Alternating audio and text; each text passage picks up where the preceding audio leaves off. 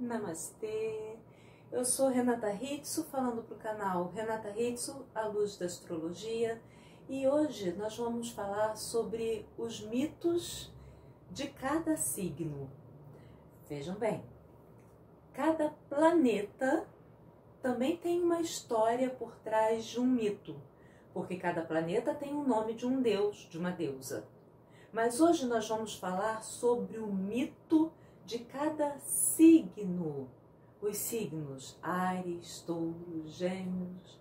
Na verdade, hoje nós vamos falar sobre o mito de Áries. Áries, o carneiro.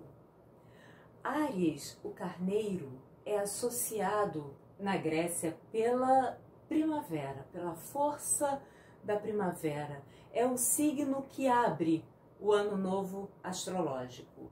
O mito de Áries é a história de Jasão e os Argonautas. A história de Jasão e os Argonautas, Jasão, um herói que junta vários heróis numa expedição, numa aventura, e essa história se inicia com a história do carneiro de ouro, o velo de ouro. O velo de ouro era uma criatura mitológica, era um animal sagrado. Bem, vamos à história. Néfili, uma ninfa dos céus, vem voando em cima da sua nuvem, apreciando a paisagem da Grécia, que ela acha belíssima. E ela começa a sobrevoar uma cidade em particular, chamada Orcômeno. E ela fica encantada com o que ela vê. E ela vai voando cada vez mais baixo para ver melhor, para apreciar. E ela vai voando baixinho porque ela começa a sobrevoar uma praia deserta e então ela se depara com um palácio no alto de uma colina. Ela voa mais alto para observar o palácio e ela fica encantada. O palácio é belíssimo. E ela voa um pouco mais baixo e para dentro da sacada de um palácio, porque ela vê a sacada feita de um mosaico de azulejos que representava os deuses. Ela fica encantada.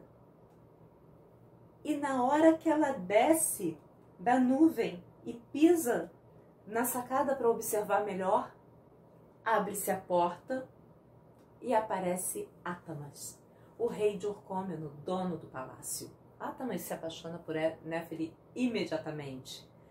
Eros, o Cupido, já estava a postos. Eros tudo olha, tudo vê e a todos acompanha. Eros imediatamente lança suas flechas e Néfili e Átamas se apaixonam perdidamente. Eles se unem e eles têm 2 filhos, Friso e Ele.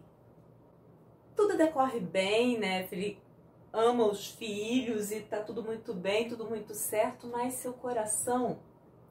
Néfili é uma ninfa, ela é uma ninfa dos céus. A matéria de que ela é feita são as nuvens. Ela precisa voltar para o lugar de onde ela é, de onde ela pertence. Ela não pertence àquele lugar. Ela está fazendo uma força muito grande para ficar por causa de Átamas e por causa do filho, mas o coração dela palpita por voltar.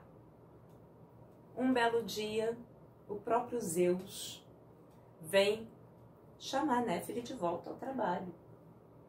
Não tem mais como fugir. Néfili se despede do marido, se despede dos filhos, é aquela choradeira, todos eles choram muito, mas compreendem, a mãe não é daquele mundo. E ela volta para o Olimpo, ela volta para os céus para cumprir o trabalho dela, prometendo vir visitá-los de tempos em tempos. Então, aparece em Orcômeno uma princesa. Ela se chama Ino. Ela está vestida nobremente, mas ela está suja. Ela tá com uma aparência abatida, cansada. E então ela bate na porta do palácio e pede abrigo. ela se identifica como uma princesa. Os empregados do palácio recebem-na com desconfiança, mandam chamar o rei. O rei vem recebê-la e ele percebe pelos modos, pela maneira de agir, que ela é uma nobre.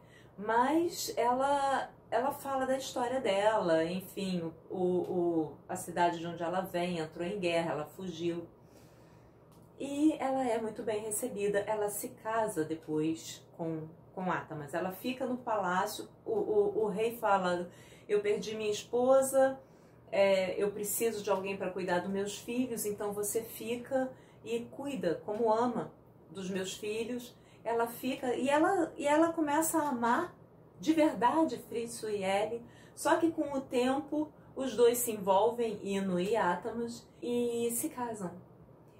Então Ino engravida e ela dá à luz aquele que poderia herdar a coroa se não fosse o Fritzo. A coroa é de Fritzo, é o primeiro filho. E Ino começa a se sentir incomodada com essa situação. À medida que Learco, que é o príncipe que nasceu da união de Ino e Atamas, cresce, ela vai se incomodando ainda mais. Até que chega um momento que ela decide dar fim àquela situação. E ela trama um plano, ela manda assar as sementes que vão ser plantadas para a próxima safra. Obviamente as sementes não germinam, começa um momento de fome em Orcômeno e Atamas manda consultar o oráculo de Delfos. Tudo isso já era previsto por Ino. Os escravos que ela saberia que seriam os enviados, ela compra os escravos e eles nunca vão a Delfos, mas eles voltam como se tivessem ido com a seguinte mensagem do oráculo: para que a prosperidade volte a Orcômeno, Fritzo deve ser dado em sacrifício aos deuses. Imagina um pai ouvindo aquilo. Atamas fica angustiado, desesperado, chora, aquela choradeira por todo Orcômeno. Todos adoravam Fritzo, mas estão todos sofrendo muito. Fritzo aceita o sacrifício calmamente e ele começa a se preparar para aquilo, mas Ellie, sua irmãzinha, ela não aceita aquilo. E ela começa a rezar para a mãe. E ela começa a pedir, implorar para que a mãe venha em socorro dessa situação. E ela olha para os céus, angustiada todos os dias, e nada de nenhum sinal de Néfili.